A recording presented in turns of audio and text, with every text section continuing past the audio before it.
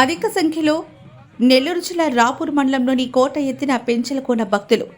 అధిక సంఖ్యలో భక్తులు రానున్న నేపథ్యంలో అందుకు అనుగుణంగా ఏర్పాటు చేసినట్టు ఆలయ ఉప కమిషనర్ శ్రీనివాసరెడ్డి తెలిపారు.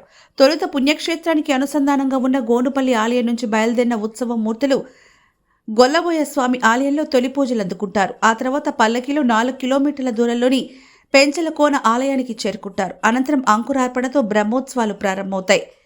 ఇక ఉత్సవాల వివరాలు: ఈ నెల 8న ఉత్సవమూర్తులు గోనుపల నుంచి పెంచలకోన ఆలయానికి చేర్చుతారు. 9న శేష, 10న హనుమంత, 11న బంగారు గరుడ వాహన సేవలు జరుగుతాయి. 12న స్వామి అమ్మవార్ల కళ్యాణోత్సవం, రథోత్సవం, 13న చక్రస్నానం, తెప్పోత్సవం నిర్వహిస్తారు. 14న తిరిగి ఉత్సవ మూర్తులను గోనుపల్లికి చేర్చుతారు. ఆ గ్రామంలో జరిగే గ్రామోత్సవంతో బ్రహ్మోత్సవాలు ముగుస్తాయి.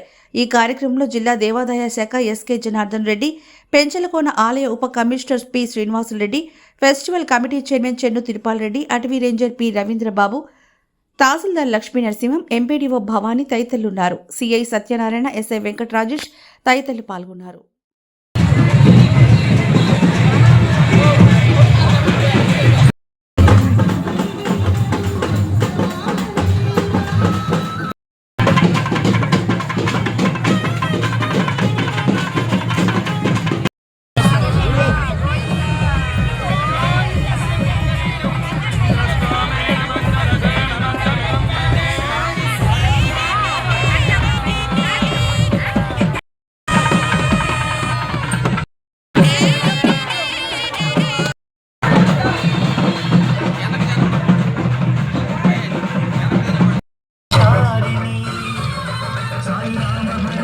Krishna Hare Jaya Sai